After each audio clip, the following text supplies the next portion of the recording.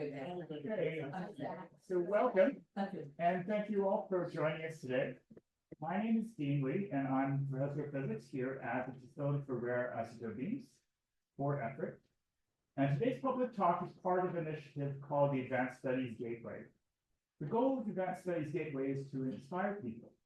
We bring together researchers, innovators, creative thinkers, artists, performers, and authors from all fields, and strengthen ties between Michigan State University and the community. And today we have the great pleasure of presenting a public lecture by Janet Gordon on My Inquiry into Ability, Disability, Love, and Physics, the story of Morton and Bernice Gordon. Janet Gordon grew up in East Lansing, Michigan, and graduated from the University of Michigan in 1974, with aspirations to make the world better. She received an MA in Business Administration from George Washington University. As a federal banking regulator, she developed guidance on the Community Reinvestment Act, which encourages banks to serve low and moderate income communities. As Associate Director of Community Affairs at the Federal Deposit Insurance Corporation, Janet improved consumer education to better serve people with disabilities. After retiring in 2018, Janet studied writing at the Writers Center in Bethesda, Maryland, and the Politics and Prose bookstore in Washington, D.C. In the book, All the Ways You Taught Us, a memoir of ability, disability, and the pursuit of meaning, she chronicles lessons about inquiry, disability, and meaningful living learned from Morton and Bernice Gordon's remarkable lives. Also joining us is Ann Gordon, Janet's sister, who attended East Lansing Public Schools. She went to Harvard for her undergraduate degree in 1980, and then to the University of Wisconsin-Madison for a PhD in economics completed in 1987.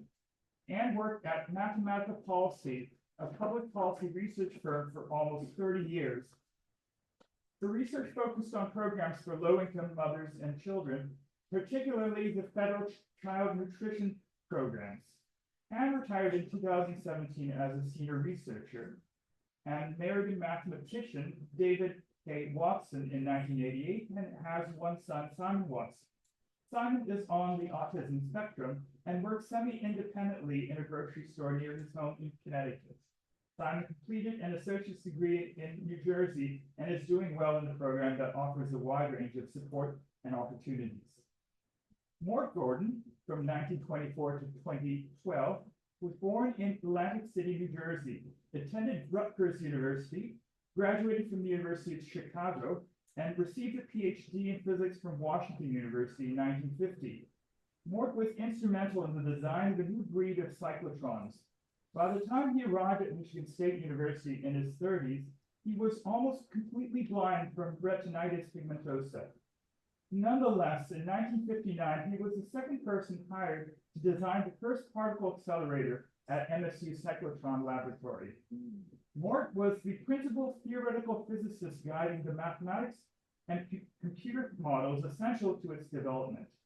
He continued his contributions at the National Superconducting Cyclotron Laboratory until 1999, and he was professor of physics for 50 years, and his students went on to help build accelerators all over the world. Mort's principal collaborator in life, Bernice Gordon, from 1928 to 2007, also grew up in Atlantic City and graduated from the New Jersey College for Women in 1950. Bernice was born with spina bifida, which slowly reduced her mobility over the course of her life.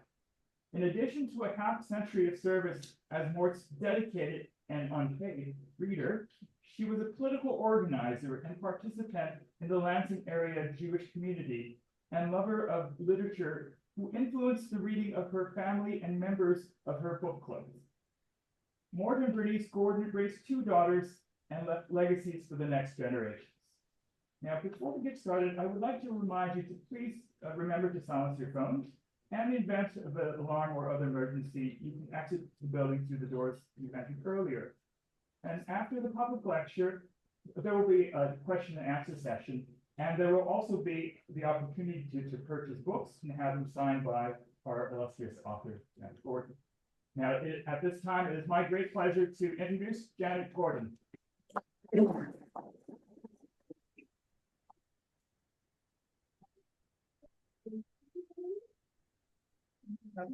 Okay, that's disappointing. How about you? That's better. Okay. Because I don't want to have to yell. How about that? Is that better? Better. Okay. I feel it. Better. All right, I will try and speak up. That is important. I'm very glad to welcome you here. Thank you, Dean, for arranging this. There's no place I'd rather be. I want to thank the FRIB staff who contributed to this effort, the communications team, other people who I maybe don't know and haven't met. I want to thank Tessa Freer. She's from the MSU Resource Center for Persons with Disability. She answered some of my questions about how blind students receive assistance at MSU. You should really talk to her about other things if you have an opportunity to include more people with disabilities in your work. I want to thank 6 physicists who helped me. They basically answered their phone and spent time with me and giving me some lessons in how things worked with my father. They included Felix Marti, Sam Austin, Ed Cashy, Xiaoyu Wu, and Stephen Snyder, and the late Julius Kovacs. They're not at fault for my limited understanding. So how many people in the room are physicists or scientists connected with cyclotrons? Some kind of, yes, okay, so it's a good number. How many knew Morton Bernice? How many of anybody knew Morton Bernice? Okay, good. All right. So I'm a writer. I'm going to touch on what I learned about Dad's world of physics. But I learned about physics to understand my family. And in a minute, you'll understand more about why I had to do that. And so many of you know more about physics than I do. If you want to contribute something at the end about how Dad worked and how you saw the two of them work together, that would be great. So Dean mentioned that I went to East Lansing Public Schools. Yes, I did. In 8th grade, I came home with an assignment. I had a very, very interesting teacher. That 8th grade teacher said, all right, we're going to debate the war in Vietnam. It was 1966. Well, my mother came out from the back room with a pile full of magazines, well annotated, and some books. And my father asked me one question. What are the questions you need to answer to do this assignment? That was the way he taught me. So in his honor, here are some questions. How did Mort Gordon choose physics? How about a cyclotron? How did he choose that field? Why did Bernice and Mort choose each other? That's something a daughter is always interested in. How did Mort and Bernice work together over decades to solve problems in life and in physics? How did Mort and Bernice recover from midlife challenges? We all have those. What did their stories teach us? And I'm going to read some of the slides in case people can't see them, who later either hear or who later view the videotapes. So I'm going to tell you another story about, I'm going to do this in chronological order, more or less. So let's start with how Mort chose physics. Mort went to Rutgers University. He was a scholarship student. His father was a baker. And he got a draft notice in 1943. Just like everybody else, he got on the bus and went to his induction physical. He got through 2 sets of doctors and he was in great shape. My father could swim, he could run, the whole 9 yards.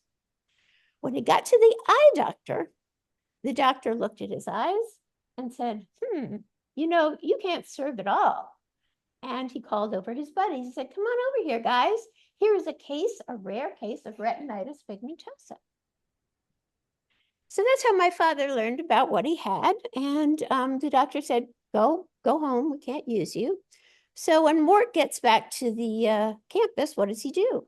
What he's always done. He goes to the library. And this is what he finds.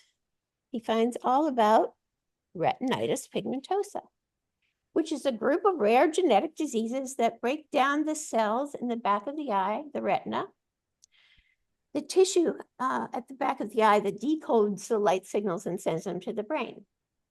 And first the rods go, and that causes loss of night vision and peripheral vision. And then the cones go, and that narrows the visual field. And this happens over time. The symptoms begin in childhood and then continue until usually the person is blind in maybe early adulthood. And that's what happened to Mort. So the next thing Mort does is look for a very good ophthalmologist. He knew how to consult experts. He knew what to do. So the doctor in this story is pretty thoughtful. You can see that there's a line here. It's 1943 still. And there's an arrow from Mort's RP to physics. So we'll tell the story of how did Mort's RP cause him to choose physics. It came down to this wonderful doctor who he went to see. The doctor confirmed that he was not going to see and that he was going to go blind. He couldn't tell him when. A lot of uncertainty for a young man to handle. The doctor, and Mort told the story very well. The doctor apologized. He was not able to do anything for me. And he told me that if I was interested in physics, it was something I might do with low vision, because Mort told him he was going to study chemistry. And the doctor looked at him and said, is there anything else you're interested in? Chemistry, you could get hurt. So Mort told him that he was reading about quantum mechanics and general relativity, reading books. So that's why the doctor gave him this advice. And think if he had given him advice that was lowering expectations. Instead, he gave him advice that was increasing expectations. What a unique person he was. In any case, Mort decided he would go back to school, and at Rutgers, he studied nothing but physics and math. And then they dismissed Rutgers because it was the middle of the war and they were only training soldiers. So the soldiers took his spot, and he went and had to earn money to go on his next phase of education. He didn't have a cent. So he lived with his parents for a year and worked for RCA testing transformers. He had the night shift. This was probably the first time my father was working all night, but this habit persisted his entire life. So he liked to work at night. Even though Mort's RP caused him to choose physics, if he had actually been born blind, or if he had lost his sight at 13 completely instead of just in his left eye, he would never have studied physics at all, because there was no tactile code like Braille, right? Nothing he could read to teach a child mathematics in those days. The code was not invented till 1953. There was no way blind children learned mathematics, let alone physics. There was no way to learn physics until a guy invented a new code. Instead of the 6 allowed for Braille, the 6 dots for Braille, it needed 8 dots to teach advanced mathematics. So the next question, so we've heard about why he chose physics. Now, why did Morton and Bernice choose each other? So on the left is Bernice Rubenstein in a black bathing suit, one-piece bathing suit, on top of the roof in Atlantic City in a pinup pose. This is definitely a pinup pose, and it's the 1940s, right? This is one of the photos she sends to Mort later. On the right is a photo, is that the right up there? Yeah. Is a photo of Mort in a very collegiate outfit, V-neck sweater, looking very cool. sunglasses, slick back hair, and Bernice in her bobby socks and plaid skirt. Before Mort left for Chicago, he went to the home of his best friend, Jerry, in Atlantic City, to go to a Passover Seder. And across the table from him was the most beautiful girl he had ever seen, because he could see pretty well out of one eye then. She was very fortunate because she also had a disability. Nisi was born with spina bifida, and I'm calling her Nisi because that's the way they called each other, Morty and Nisi, when they were young and later. Nisi was born with spina bifida, but she was very fortunate to receive an operation when she was about 2 years old, and she was allowed to relearn how to walk. So she could get around pretty well with a limp. Didn't seem to bother Mort. So Anne and I found about 50 of our father's love letters. Yes, after they were no longer available for questions. These letters started in 1945. There was a big gap until 1948. And then they continued till they were married in 1950. That's a mystery, right? 3 years, no letters. Well, we know that Mort was at Chicago studying very hard. And he was writing to Bernice every week. It was amazing. He kept out a very nice correspondence, and her parents were getting really worried. But suddenly there was a letter from Mort to Bernice that said, oh, by the way, I have a girlfriend and I proposed to her, and I'm terribly sorry. Think about a 16-year-old girl getting that letter. He was a real cad. That's all I can say. However, she gave him a second chance. 3 years later, he found out he had made a terrible mistake.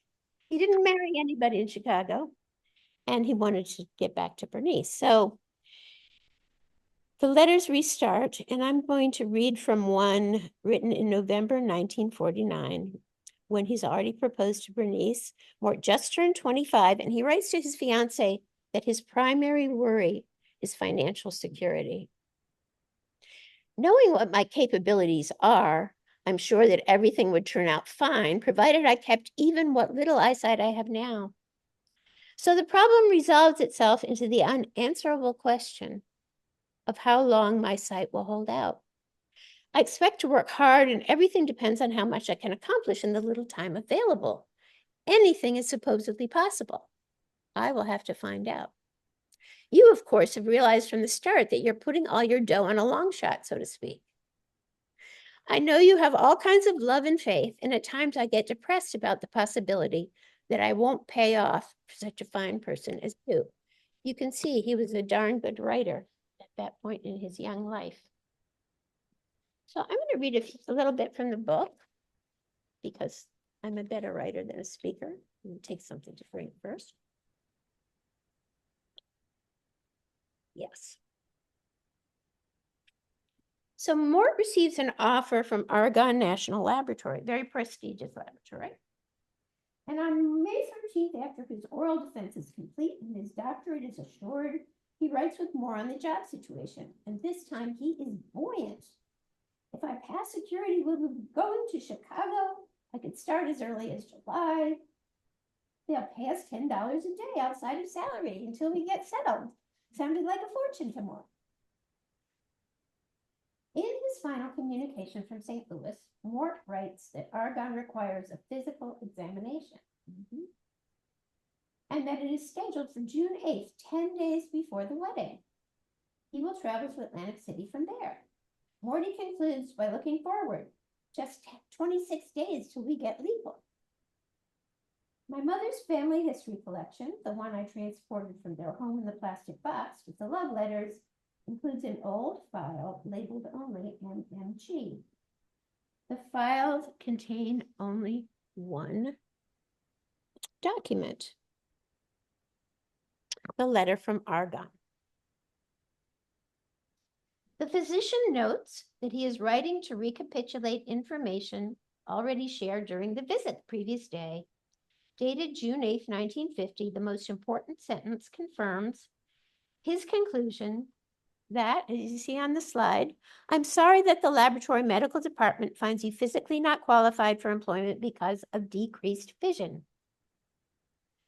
For most of his life, anyone who got reasonably close to Mort heard about the doctor's judgment. I was a teenager sitting at my parents' dinner table with a few of their friends when a guest complimented my mother's cooking, which was excellent. Oh yes, I almost didn't marry this great cook, Dad said. 10 days before the wedding, I was turned down for the job I had been offered at Argonne.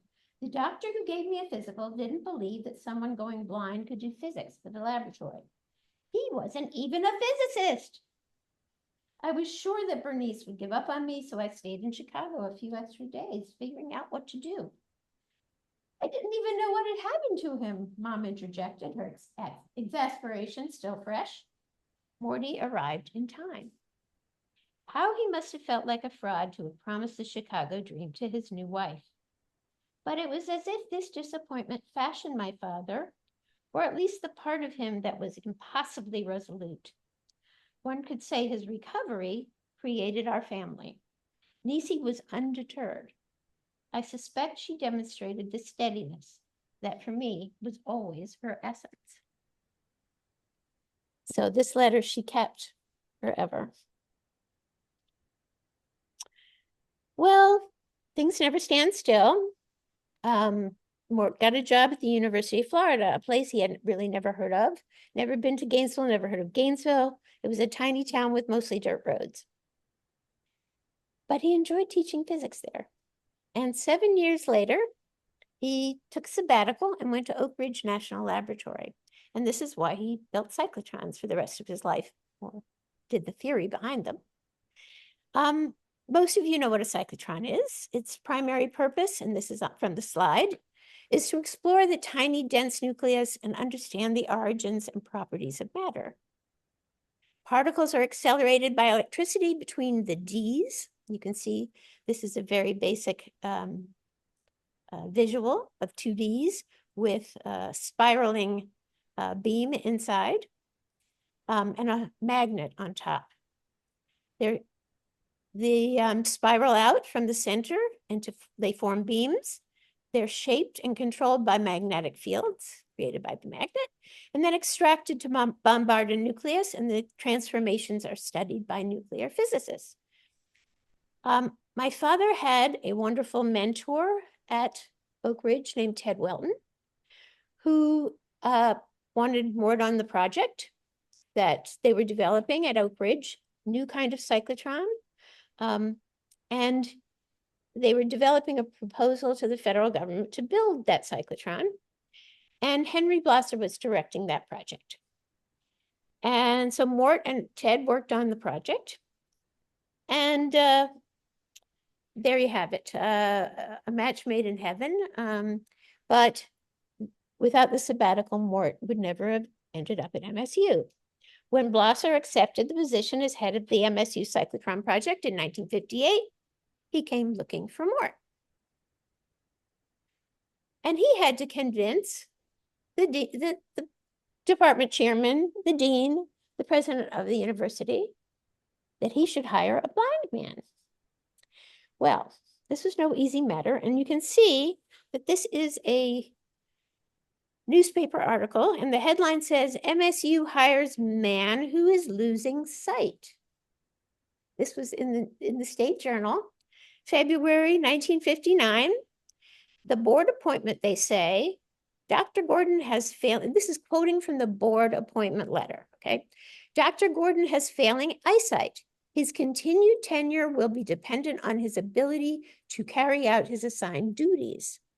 And John Hanna said, we're anxious to have him on our faculty. We know what his problem is, and he knows ours. Ours is that we need a new cyclotron. So I don't know if Mom and Dad ever saw this article. I have no indication they did. I never heard about it. Julius Kovacs told me about it.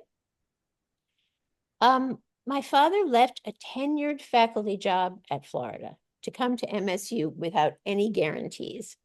He was a brave guy. That's all I can say. He must have been very excited about the project and about working with Henry and other people on such a project. So, toting my new baby sister, my parents arrived in June 1959, and Dad went to work right away. They were writing a proposal at that time to do a special bit of research. How they in order to define the beams better, to convince the government that they should fund a new kind of cyclotron at MSU, because no one had ever heard of MSU, really. The story of the first MSU cyclotron is told very well in Sam Austin's wonderful book, Up From Nothing, The History of the MSU Cyclotron Laboratory. He explores how the team, Blasser and Gordon, used a model magnet and a large MSU computer with 2,600 vacuum tubes, okay? It was a very big computer, not all that powerful, but very big, to develop the calculations essential to design a new kind of high-precision cyclotron. They worked with another Oak Ridge import, a computer programmer named Thelma Arnett. And this is a posed picture, which I looked for a long time. It was in the State Journal in 1961. And this is a posed picture of the two of them in front of the model magnet, which was about 1/6 the size of the big magnet they wanted to eventually make here. But what they did is they defined a cyclotron and tested it. So the proposed cyclotron has been subjected to extremely thorough study, the proposal said.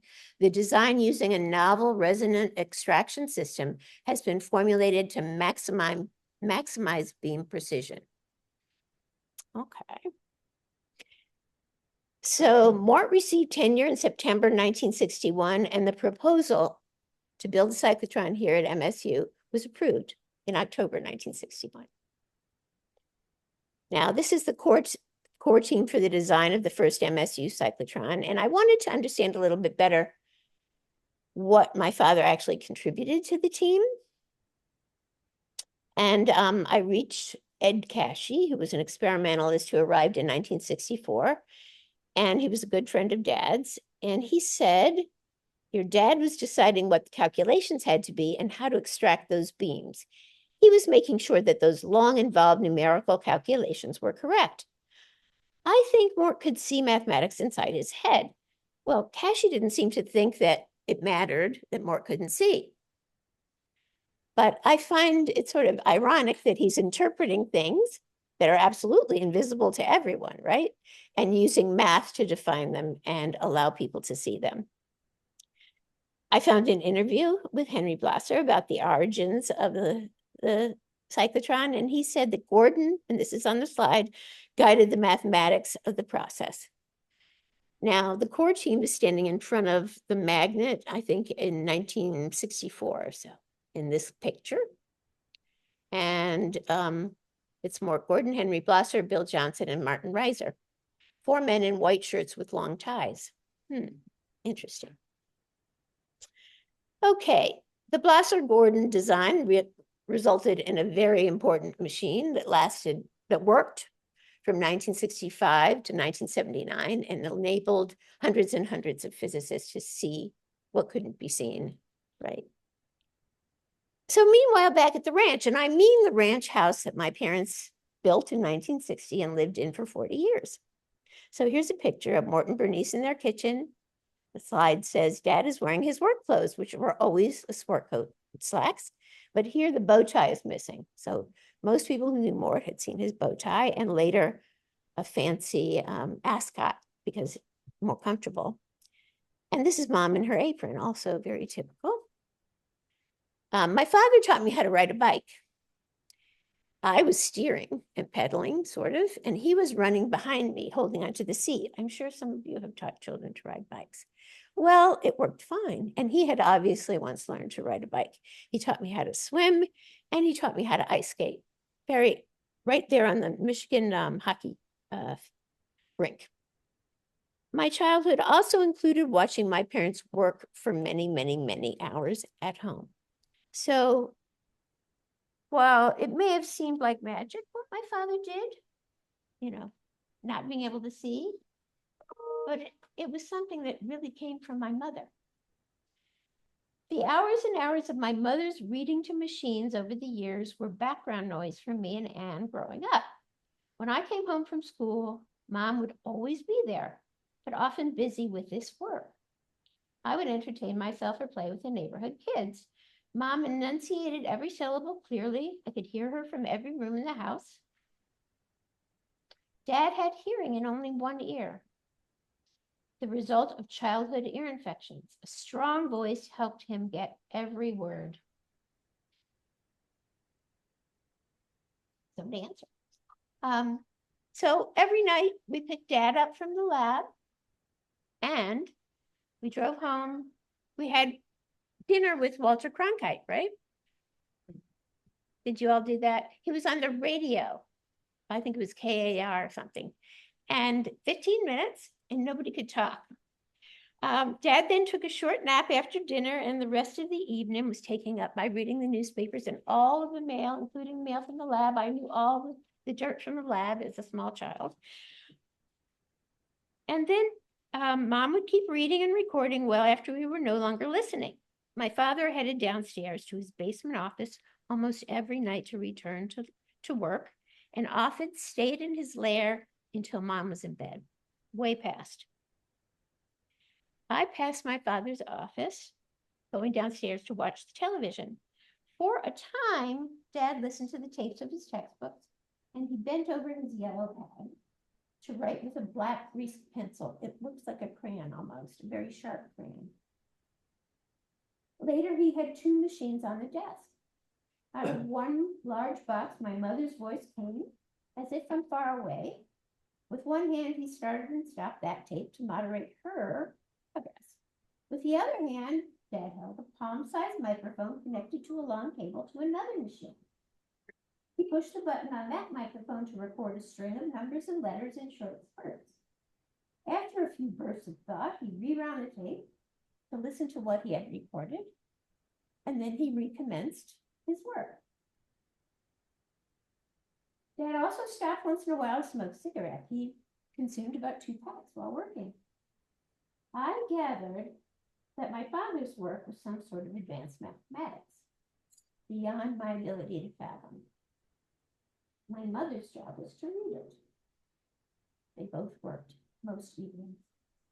Mort's duties at MSU as a teacher and with the cyclotron lab, and their responsibilities to take care of us, required our parents to perform this daily duet. What seems curious to me now is how growing up we took these people so much for granted. Not in the way that was wrong, but in the way that children should, understanding an essential safety. So we weren't worried.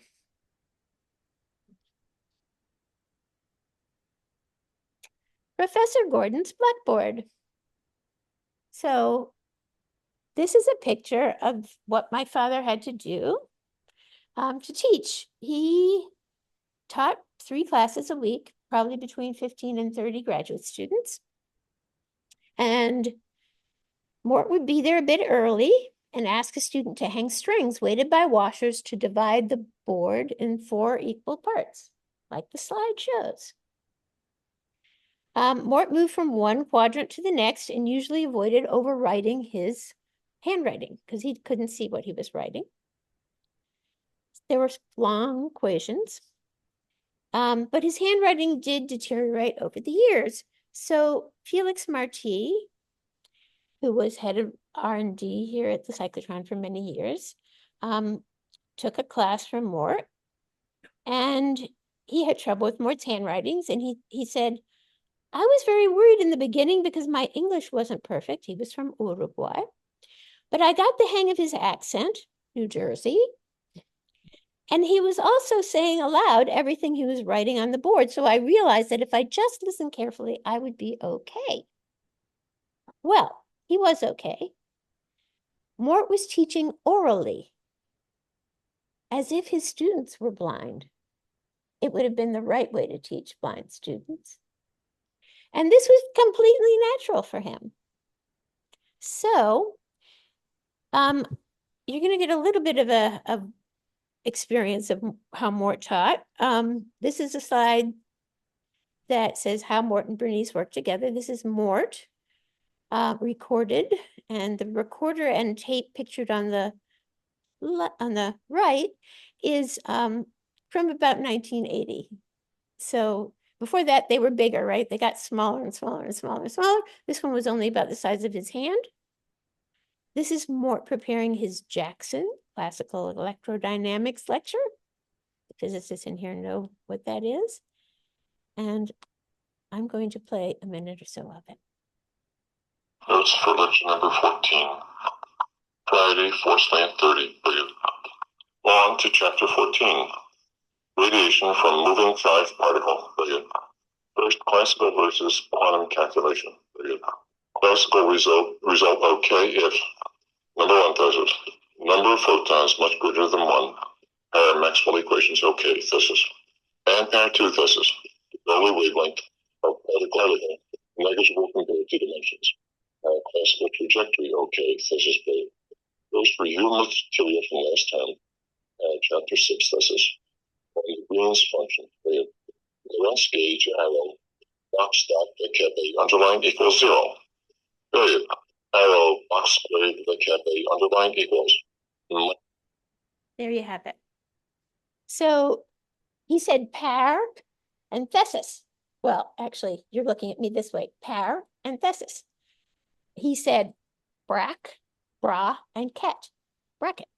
He said frac, numerator, and shun, denominator. They had their own code for oral communication of complicated equations.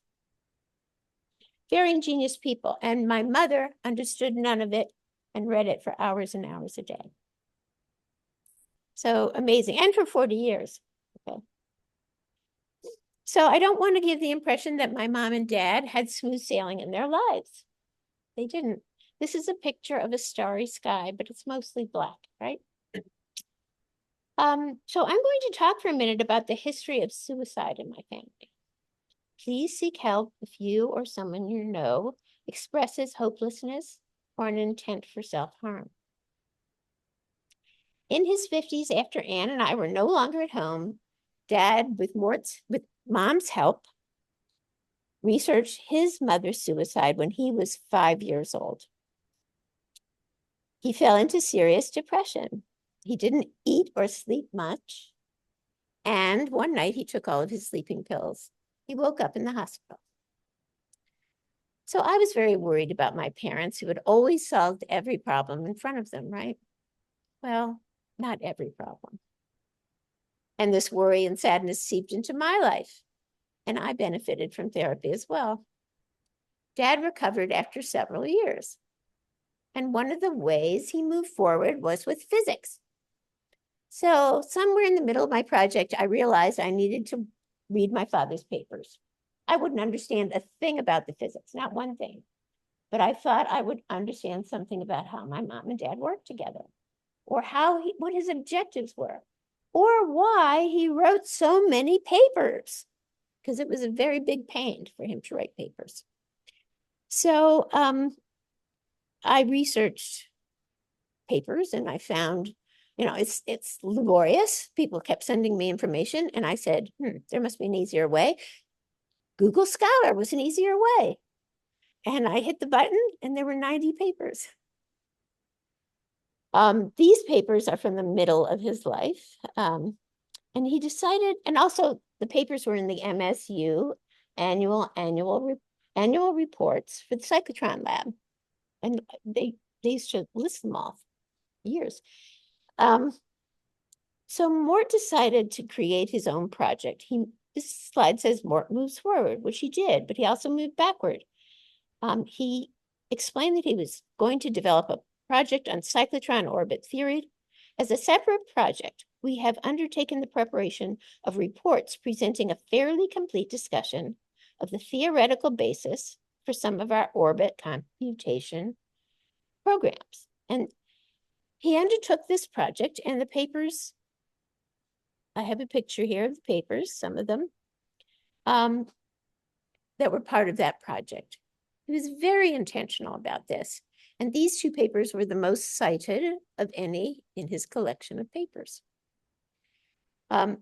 Mort found meaning in looking back 25 years over his discoveries and his work, perfecting his analysis, demonstrating its utility in more cases, more cyclotrons from more places all over the world, and communicating it clearly, and then sharing it with the entire accelerator physics community in the journal Particle Accelerators. So he was very consciously creating a legacy. That's what he was doing. He was also working very hard, and my mother was working very hard. So my mother had to work on every paper, not only reading relevant things, but she had to actually edit them with Dad. So the secretaries would do most of the typing. After listening to my father's recording, secretary's typing, come back, she'd read it to Mort would edit, etc., etc. And he had neglected to thank her in the paper. So this paper was found in a collection Anne received from our uncle, who had died, and she got the papers back. And this says, this is annotated at the top of the paper, and I have the little red stickers. The first thing says, in Bernice's handwriting, please see last sentence on page 61. And this was addressed to her brother-in-law. And the last sentence on page 61 was, finally, I am most indebted to my wife, Bernice, who continues to provide indispensable assistance as my reader and editor. It was the first time and the only time I saw that thank you in the paper, 1984. So Dad was not the only one who had problems in midlife. My mother did as well. She noticed that her legs were losing feeling and were less responsive. She wrote to the Mayo Clinic, and I found the file with the discouraging letter they sent her. They said, nothing we can do. My mother responded with ingenuity and hope, as you would expect. After age 55, Mom walked with braces and crutches. She used a mobility scooter that also enabled my father to continue to be completely independent. She was completely independent and he was completely independent because she adapted. She then bought a van and customized it with a ramp. They moved to a new home and adapted that home. And in this picture, it's Mom and Dad in Florida with my mom's relatives. And you can see her, the tops of her, it's covered it a little bit, but she's on her scooter, which also has a basket in front. And you can see my dad is right behind her. Well, he used to walk around holding on to the back of her chair. And she would go, a little slower, and he would walk after her. And they take lovely walks together that way. They adapted to this challenge and continued their lives together. They went grocery shopping. They went, she cooked every day. It was quite remarkable.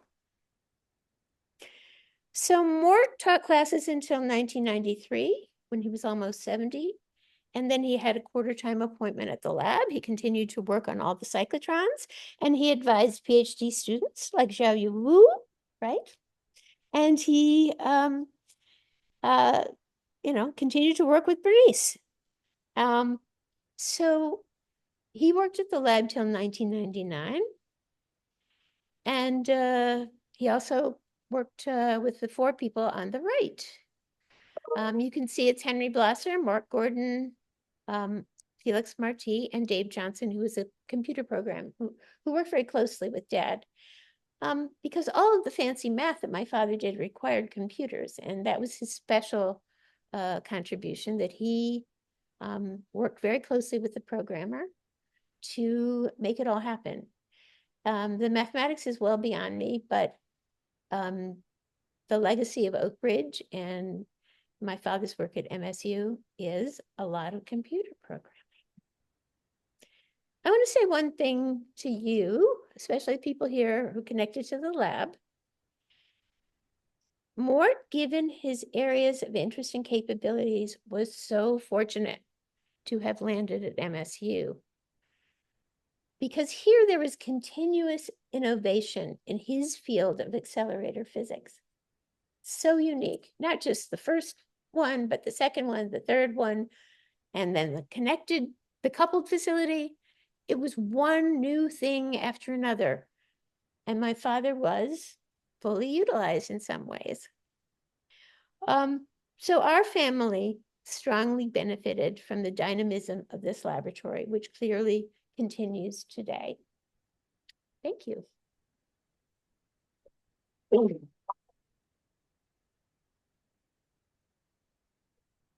I'm happy to sign books. I'm happy to sell books. They're $20 each.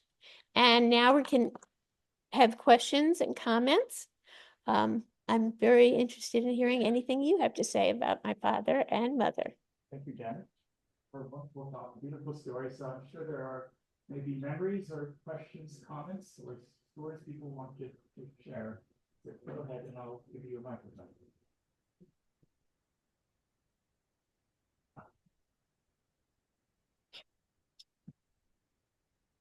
So Jen, I appreciate the presentation in your book.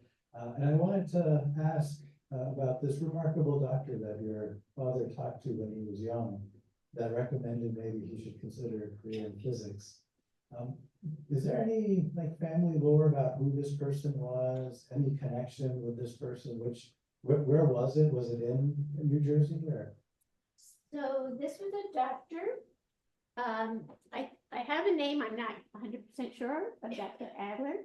And he was the uncle of one of my father's buddies, you know, how you get information about doctors, right?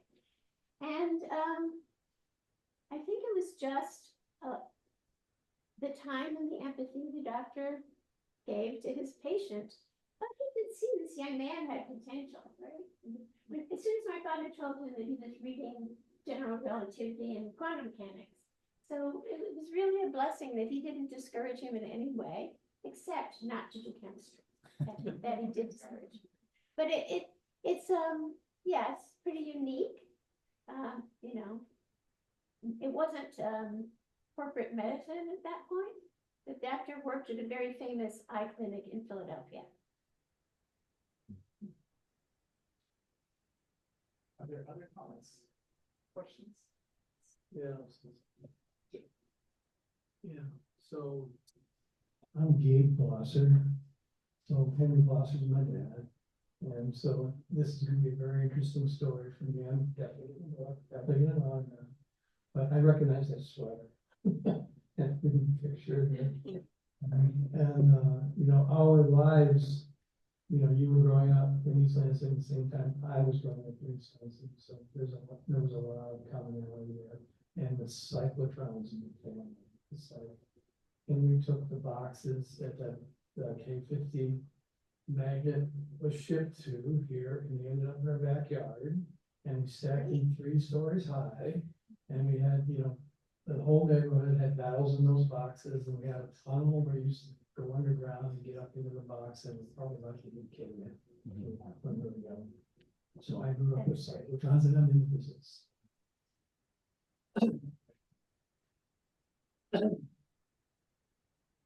My name is Xiaoyu Wu.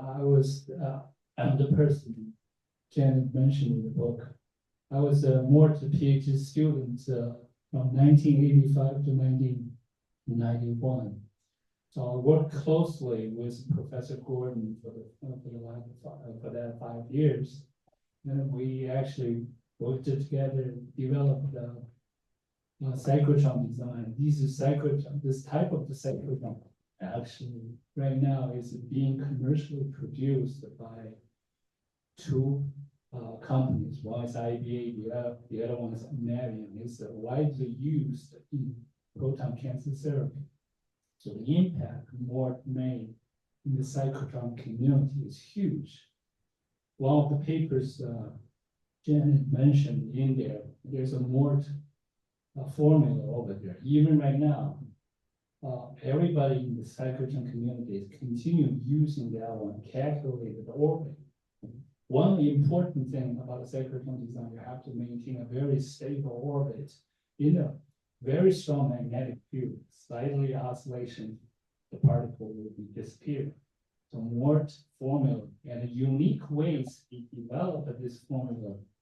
It's a widely used. Russian people use, Russian scientists use it, Chinese use it, United States, Europe. So Morton contribution is invaluable in my view. And then one more thing,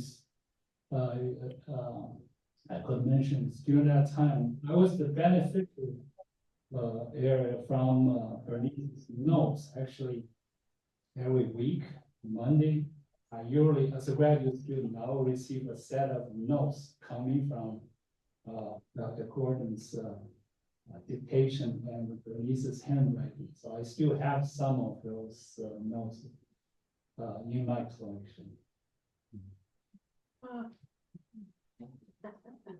Great. This is so interesting, and it makes me think that so many of us have interesting parents and know so little about what they actually do for a living when we are young and living at home with them. And years later, we may have the chance to ask them questions, or they may be gone before we have that chance. And I wonder, how much of all this, of your father's impact, obviously you watched him work, you were aware of the way both of your parents worked together. At what point did you actually start delving into this to really try to understand who he was, and what was the trigger for your saying, oh, there's an interesting story here that went by as I was growing up, and I should go back and try to figure more out about it? Yeah, I was doing a project to refine financial education, including videos and workbooks for people with disabilities. And I met a lot of people from different disability organizations. And I would tell the story of my parents because, you know, it's something I was motivated by. And I was speaking to groups about the project and trying to get input from the disability community. And they were, and I realized that my parents were really remarkable, and that it was a story about what they were able to do, but also possibly about, you know, you turn the dial one way or the other a little bit more and they wouldn't have been able to do it. I mean, my mother put together that van and that mobility scooter. She had the resources to do it. My dad worked with complicated technology. All those recording machines, they started out this big, you know, and then they got smaller and smaller. He had to do that for mostly by himself, although he had help from the university to learn Braille, which he did do. But it was like, now it's required and it's still difficult to manage. People with disabilities have problems going to school, regardless of their requirements, because it is difficult to learn about what's available to use and how to use it. It's just not easy. Everybody puts together their own individual sort of way of doing things. It's really tough. And I learned that, and I thought telling his story would be valuable. So I was convinced then that I should tell the story of Mom and Dad. And I also got retired a little earlier than I planned, thanks to 45. And I went to work thinking about project. You know, you can't just retire. You have to go to a new project. And this was my project for 5 years. So. Were both your parents gone at this point? Oh, yeah. So you were doing this totally through memorabilia, talking with people who you know. But somehow she kept a whole lot of stuff. And, but they were gone. But, you know, a physicist's life is pretty well documented in some ways, right? An academic's life. And my mother, and finding the love letters was just luck. My mother kept them. Dad didn't keep hers. So I had half the story, but she kept a few drafts of hers. as I said, she was a history buff, and they were both great readers. So I wanted to do the book because they were great readers. I thought they'd appreciate it.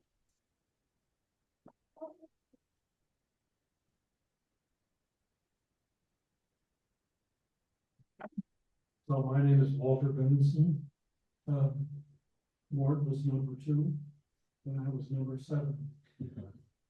And I knew Mort really well because I was one of his designated guardians.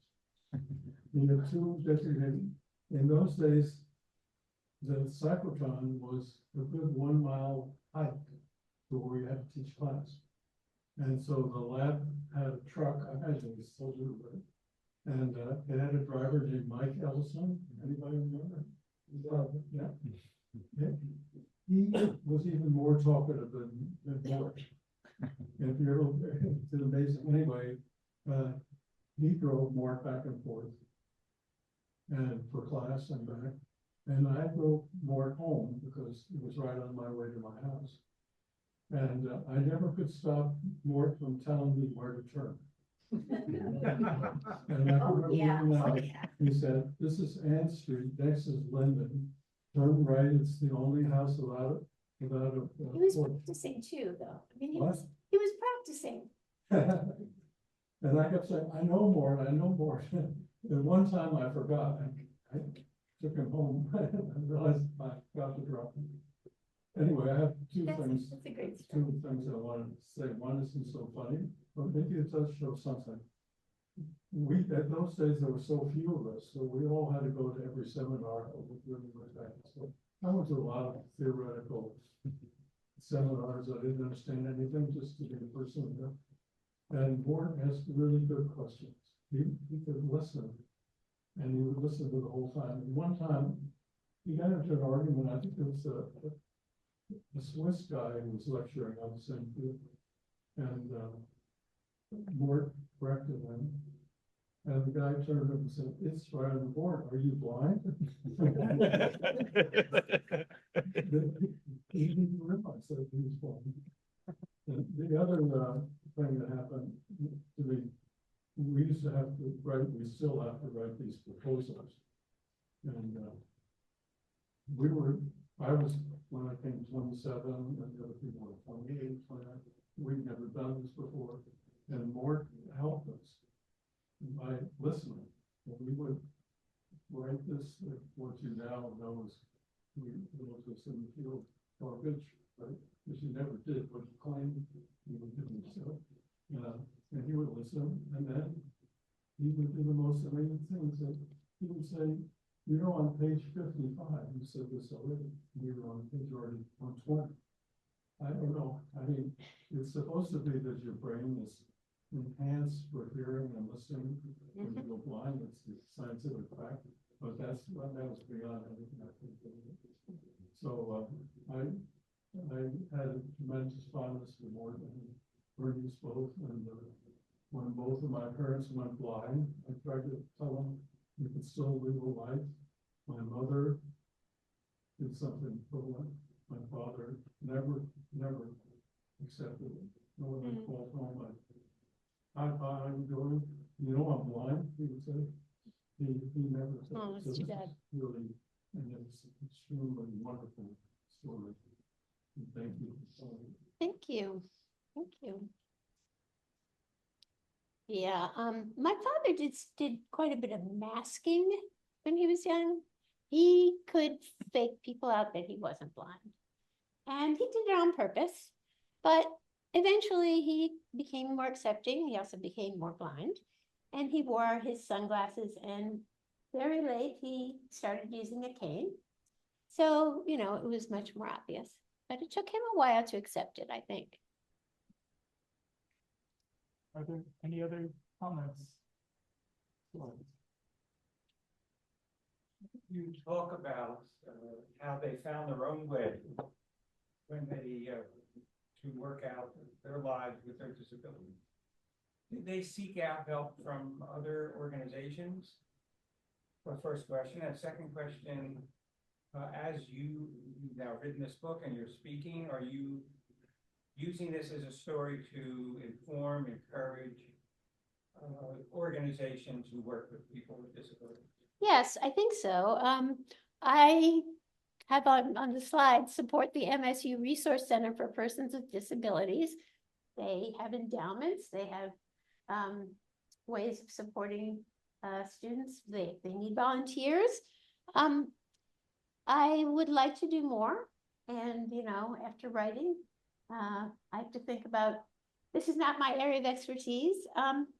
And people are very busy, you know, the leaders of disability organizations are very busy. But, you know, I'd love to do more. I think that things are better, but still just very, very difficult. So I'd like to do more. Any other questions? I hope you read the book. So I'm a writer. All right, let's thank Janet once again. Available here are for sale, and she will sign them for you. If you have a $20 bill, that's best, but I have a Venmo and a. If you want it already, if you want it selling, that's good.